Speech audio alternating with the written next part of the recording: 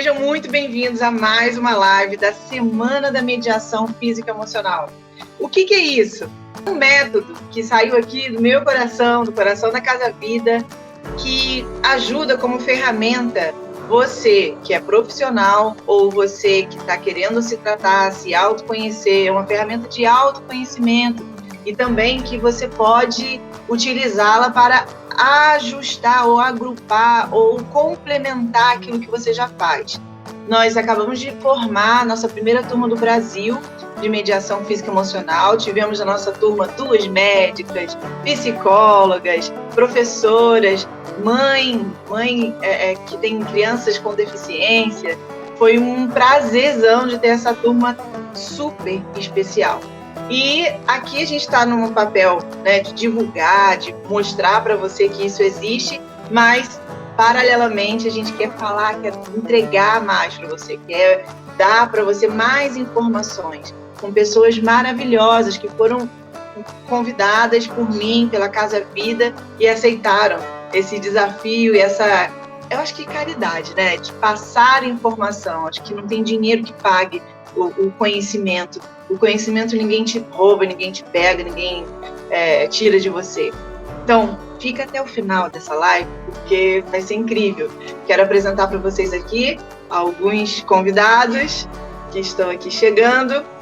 Doutor Caio Abujade, que eu conheci, tive o prazer de conhecer, fazer a parceria multidisciplinar, e foi aí que eu conheci essa pessoa maravilhosa, e fiquei vidrada e fiquei grudada nas redes sociais, né? Ele não sabe que eu fiquei grudada nele, não. E foi por causa disso, da admiração pelo trabalho dele, que eu convidei ele para estar aqui. E eu fico assim, uau, ele é médico e está falando isso. Ele é psiquiatra e está falando isso, então eu estou aqui dividindo ele um pouquinho com você. Seja bem-vindo, doutor Caio. Obrigado pelo carinho, obrigado pelo convite. Eu é que agradeço a gente poder compartilhar das mesmas ideias. Fico muito feliz pelo convite. Espero poder ajudar e contribuir de alguma forma. Eu não tenho dúvida que você vai contribuir fácil. E o nosso tema de hoje, a gente vai aqui dividir em 2 assuntos. O primeiro assunto que nós vamos falar é desse desafio que está acontecendo com os adolescentes. Porque antes da pandemia, os eletrônicos, a depressão, suicídio, cortes na pele, tudo isso já era muito, infelizmente, comum. E com a pandemia, com o isolamento, isso tudo está explodindo, está vindo à tona mais do que nunca. E nada melhor do que um parecer, do que uma palavra, uma explicação de um médico, psiquiatra, especializado na adolescência e também no autismo. E em seguida, nós vamos aí falar um pouco sobre o autismo. Nós, da Casa Vida, nós somos um centro de reabilitação aquática. 90% dos nossos clientes são crianças com deficiências, vários tipos de deficiências. E a maior parte desses 90% são crianças autistas, que se regulam, que se organizam e que desfrutam dos benefícios da água. E com a nossa querida Elaine. Seja bem-vinda, Elaine. Ela que cuida dessas pérolas da Casa Vida e também é professora de karatê, então ela cuida desse povo, dessa idade, é o nosso tema da adolescência, tanto fora da água quanto dentro da água.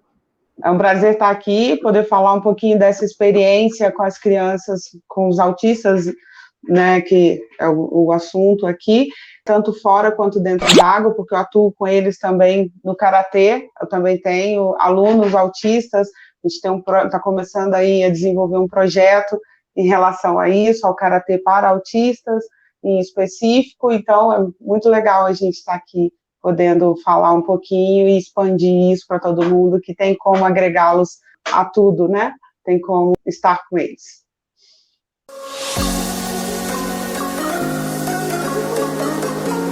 Maravilha.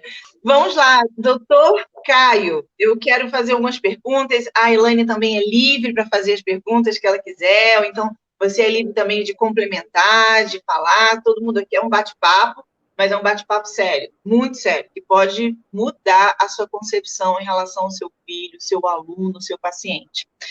Vamos começar assim, pelo assunto, na minha opinião, mais grave, que são os eletrônicos, que é aquele transe que o adolescente entra quando ele está diante do computador, dos jogos, do celular. E agora os estudos também são pelo computador ou pelo celular, o que agrava ainda mais, o que aumenta ainda mais esse contato com os eletrônicos, com essa luz que mexe com o cérebro, que mexe com o sono, com a qualidade do sono. A maioria dos meus pacientes que são adolescentes e que vêm com essa queixa de síndrome do pânico, de depressão, tentativa de suicídio, a maioria fala, Gisele, eu sou praticamente assim, eu não saio do computador, eu não saio do celular, eu não consigo. Eu tento, meu pai briga comigo, minha mãe briga comigo, eu também não quero sair de casa, eu quero ficar no meu quarto. Então, isso é meio que geral. Então, doutor, o que você pode aqui, cientificamente falando, como médico, como ser humano, o que você pode falar para agregar sobre esse assunto? Bom, a adolescência, né, ela é uma fase muito característica do desenvolvimento do ser humano como um todo. A gente considera, assim, que a adolescência, ela é uma fase de transição entre a fase de criança, da infância, e a fase adulta. Mas ela é muito mais do que isso, né? Se a gente puder comparar a criança sendo o fruto de uma árvore, que é a família, né? A família é uma árvore que desenvolve, né, produtos. E os produtos de uma família são inúmeros, mas um dos mais importantes que a gente tem é o filho, né? É o filho. E a família se empenha muito em dar o melhor para aquele filho, para ele ter o melhor desenvolvimento, para ele ser uma pessoa feliz, para ele ser uma pessoa produtiva, né? Para ele ser uma pessoa diferenciada. Muitas vezes esse filho não vem da forma como a gente imagina, ele vem um pouco diferente, né? Mas mesmo assim, ele pode ser um bom fruto, e ele pode mudar as pessoas. Eu acho que o bom fruto é o filho que transforma a humanidade, né? Só que essa transformação da humanidade, ela muitas vezes não vem da forma como a gente imagina. A gente está muito fechado por esse mundo só material, um mundo que tem um raciocínio muito fechado numa casinha pequenininha, e não amplifica esse raciocínio, né? A gente pode até falar, a gente vai falar mais para frente, né? Imagina, como que um paciente com espectro do autismo grave pode mudar o mundo, né? Pode ser uma pessoa, um missionário para mudar o mundo. Mas são eles que me mudaram, por exemplo. Hoje você viu esse cara que você estava elogiando aí, eu não era tudo isso. E conviver com essas crianças me transformou numa pessoa diferenciada. Fez eu buscar uma religião, fez eu entender Deus, né? Eu não entendia Deus, hoje eu entendo Deus, e foi conviver com eles que me fez fazer isso. Então, pelo menos a minha vida, eles mudaram muito. Então, eles já podem considerar que essas crianças que passaram comigo tiveram sua missão cumprida. Porque eu ajudo muita gente também, então eu, melhor, posso fazer diferença na vida de muitas pessoas. Mas a adolescência é isso. Então, se a gente olha o fruto, esse fruto, filho, é na adolescência que esse fruto vai se desconectar da árvore.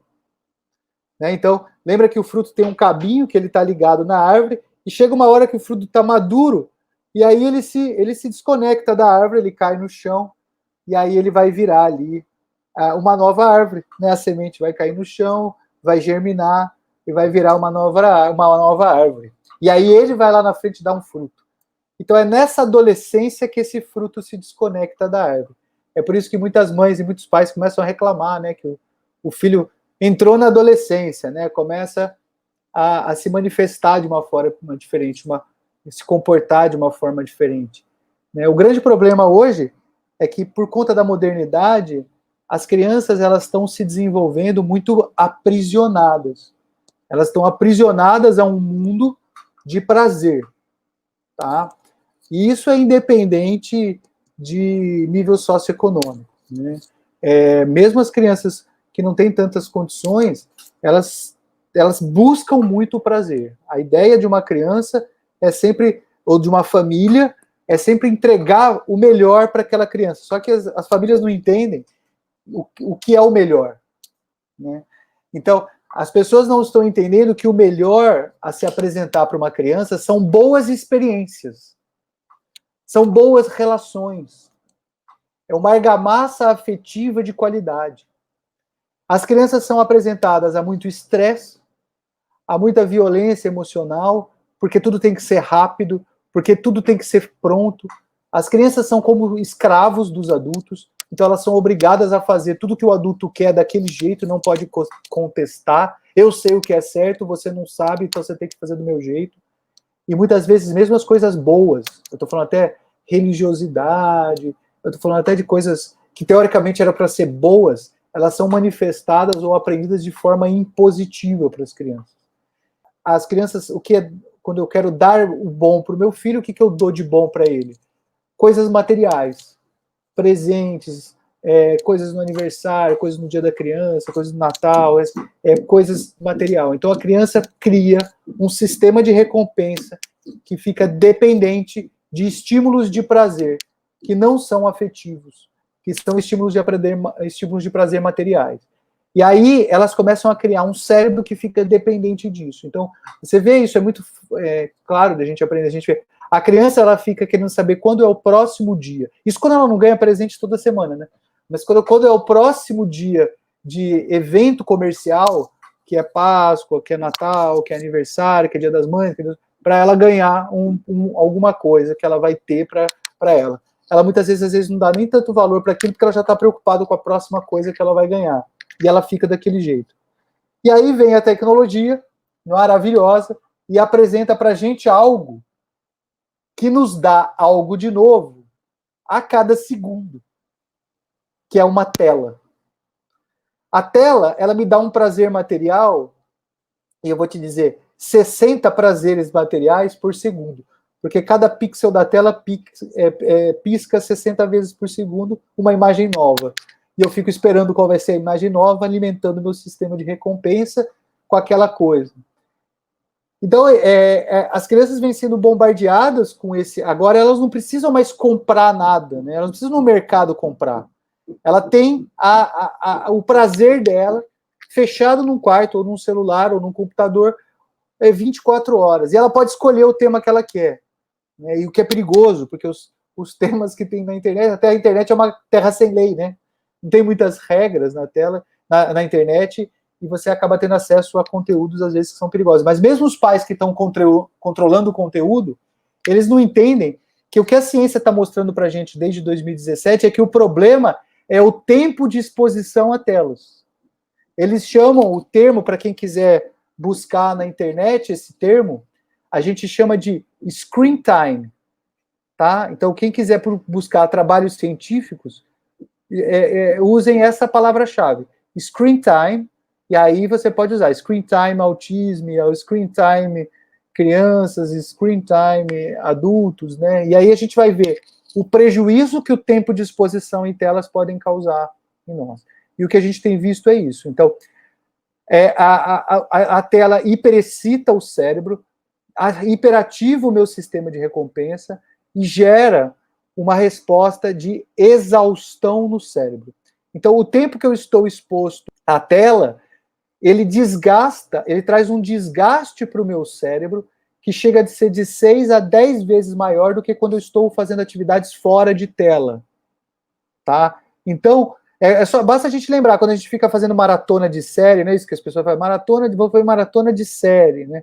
A pessoa já está na terceira, quarta série, ela já está com dor de cabeça, ela já está cansada, os olhos já não estão suportando mais, porque ela já está passando um tempo muito grande na tela, e aí o cérebro fica desgastado. O que é esse desgaste?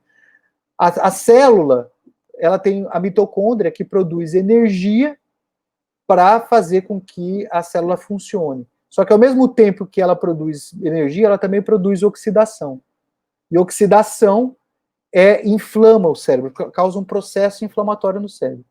Então, quanto mais a célula é demandada, quanto mais trabalho ela precisa, mais a mitocôndria precisa para trabalhar de energia, precisa produzir energia. E mais ela vai produzir oxidação. E essa oxidação é aquilo que dá a gente aquela sensação de cansaço para a gente. Aquela que dá aquela sensação de que a gente trabalhou muito. Né? E aí, no dia seguinte, a gente vai demonstrar aquele cansaço. Isso é oxidação. Pior. A melhor forma de desinflamar o cérebro, de desoxidar o cérebro, é o sono profundo modulado pela melatonina, das 6 da tarde até 3 da manhã. Porque depois das 3 da manhã eu começo a produzir os hormônios da vigília. Então você imagina que os indivíduos, o horário que eles mais usam as telas é durante a noite, que era o horário que era para ele estar desinflamando. E aí é o horário que ele está inflamando mais. E isso é o que é o problema. Então os jovens, não sabendo de nada disso, nem os pais sabem, eles acham que isso é normal e que isso é problemático. E aí, com o tempo, o sistema de recompensa, que estava acostumado com uma energia baixa, passa a se acostumar que o novo normal dele é uma energia mais alta. Então, toda vez que eu saio da tela e eu desço a energia do sistema de recompensa, ele começa a sentir falta, ele sente como se ele estivesse em depressão. E aí eu passo a ter abstinência da tela. E aí que a gente começa a desenvolver o transtorno de dependência de eletrônicos. O nível de excitação da tela se assemelha ao da cocaína. Ele é um pouco menor, três vezes menor de excitação, mas ele vai provocando as mesmas questões, a mesma dependência que a cocaína causa, a mesma lesão cerebral, né? Então a cocaína, em 3 anos, você começa a ter atrofia cortical. O uso de telas, em 10 anos, você começa a ter atrofia cortical igual. Né? E aí a gente vai criando dependentes, isolados do mundo, extremamente doentes mentais, porque essas inflamações vão gerando as doenças mentais, depois elas geram um distúrbio, né? Por quê? Porque quando eu começo a mexer no meu ciclo sono-vigília, eu mexo lá em 11 genes que são responsáveis por esse ciclo de sono-vigília, e que foi motivo de prêmio Nobel da medicina, né? Prêmio Nobel da medicina, em 2017, esses genes são responsáveis pela homeostase do corpo, mexo na homeostase do corpo, começo a desenvolver doença clínica, diabetes, pressão alta, obesidade e um monte de problema. E aí, então, com as morbidades que vão afetar a sociedade. Então, essa juventude, ela está fadada a sofrer muito na fase do adulta, né? Porque eles vão entrar em colapso físico. Eles vão sofrer, vão ser muitas demências, a gente vai ter muitas demências, a gente vai ter muitos transtornos psiquiátricos, isso a gente já vê, você soube descrever muito bem, né, as depressões, as bipolaridades, os tiques, as mutilações e tudo isso, os suicídios, né, na adolescência. Então, a gente já está tendo muito. Essas doenças mentais, quem sobreviver da doença mental vai virar um doente clínico, com alteração cardiovascular, com alteração metabólica, imunológica, e é uma sociedade que é muito pouco humana, muito pouco sociável, muito pouco contato, que se relaciona muito mal. Né? Esse que é o grande problema desse momento. Então, assim, é um fruto que está se descolando da árvore adoecido. Não é isso? E aí a gente tem um problema muito sério. Eu estou aqui ouvindo e saboreando tudo que você está falando, mas, assim, não são só os adolescentes que estão passando isso. Os adultos estão também mergulhados. Eu conheço alguns adultos com a vida paralisada, que não conseguem sair de frente do computador. Adultos que estão entrando na fase de escolher profissão, de fazer sua faculdade, mas que não conseguem se desprender do computador. Começaram esse contato, né, íntimo com o computador na adolescência, e agora, que é a hora de ir para a vida, não consegue, porque está aprisionado, né, está quase que hipnotizado por isso, não consegue se concentrar, nem ler, nem se relacionar, namorar, ter trabalho. Eu vou ser até mais claro, eu vou até te dizer que não você conhece muitas pessoas, nós todos estamos assim. Porque se você for olhar o número de horas que você fica no seu celular, Sim. no WhatsApp, qualquer coisa, você vai contar o número de horas, e esse número de horas já é passível de dano cerebral. Já é passível. Então você tenta ficar 2 semanas sem celular, sem eletrônico, sem tela, e ver como é que você vai se sentir.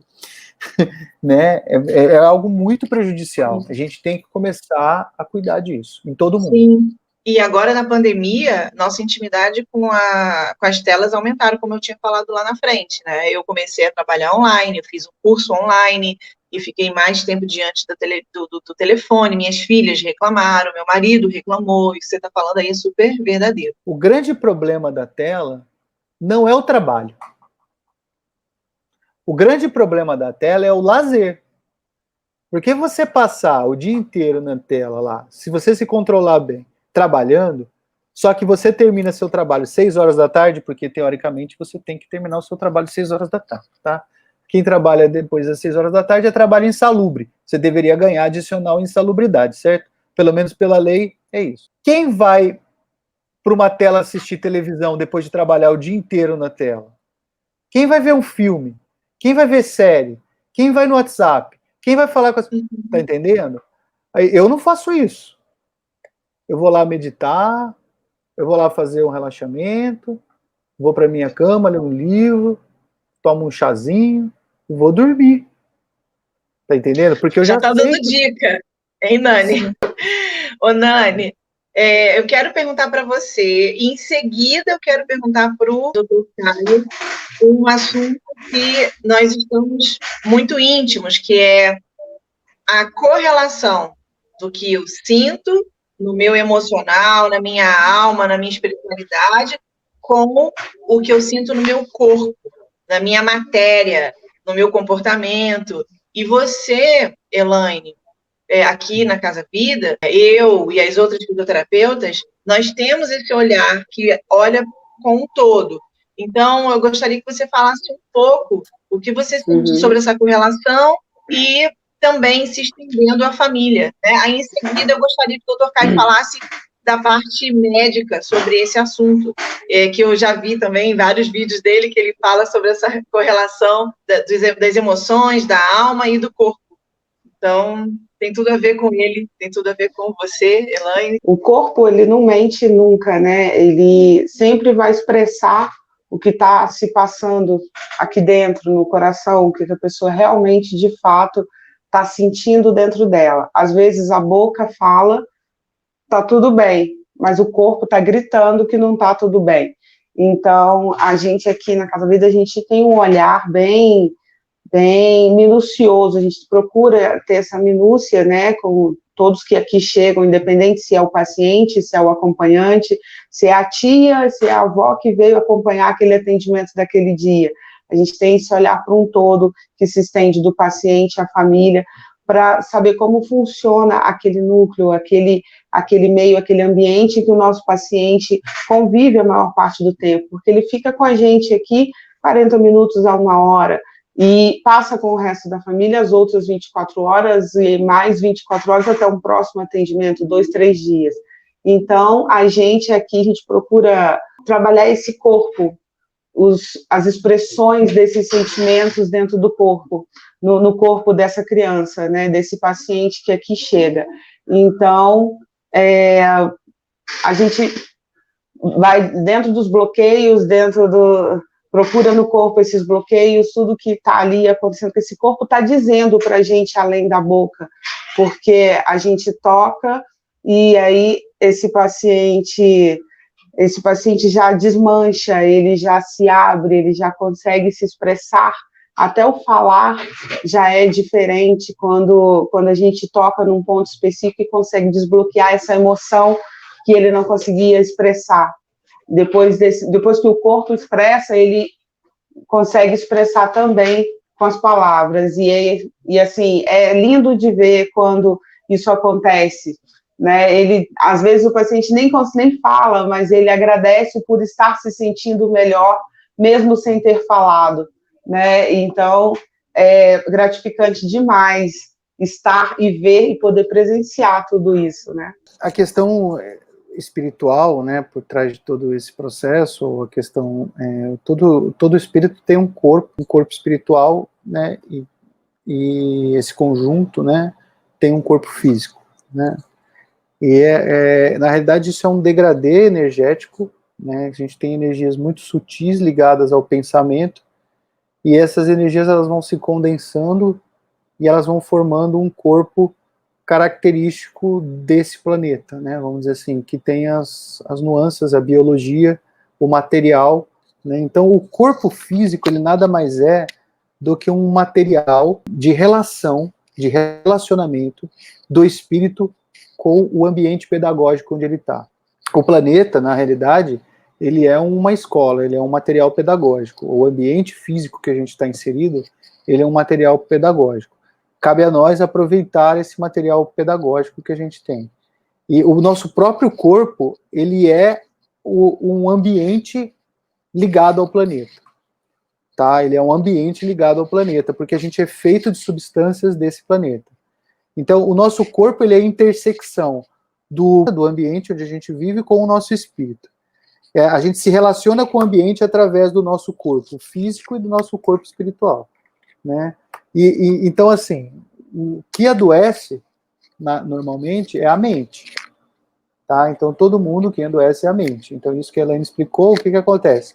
A mente adoece, e aí a mente, ela é uma máquina, a gente chama de campo mental, e esse campo mental é uma máquina que produz infinitos tipos de eletromagnéticas, elétricas, assim, são energias que a gente não sabe nem definir todos os tipos de energia, porque são muitos tipos.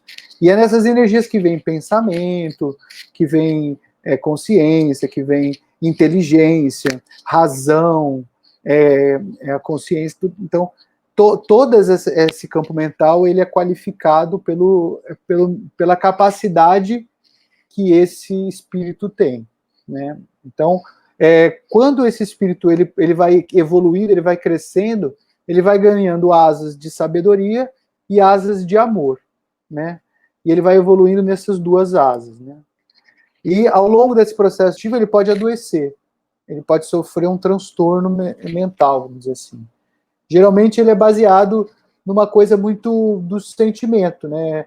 De querer as coisas para si, de querer que as coisas aconteçam do jeito dele, de não se entregar para a harmonia universal, né? A gente então o que acontece é que quando a gente está desarmonizado, as energias que esse espírito começa a produzir, elas são como emaranhados, né?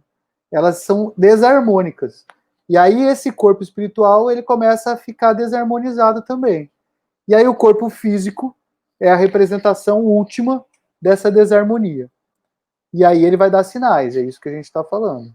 Essa harmonia, o corpo físico, ele é estruturado em campos energéticos.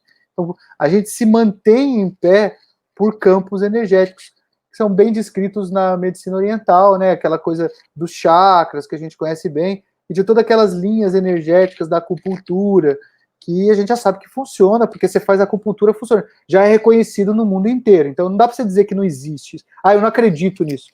Não tem como você dizer mais que você não acredita, porque isso já é comprovado cientificamente. Agora, o corpo energético a gente já sabe que existe. E o campo mental, ele se relaciona com esse corpo, né? Então, o primeiro trabalho que a gente tem 3 trabalhos para cuidar de um ser humano. 3 trabalhos.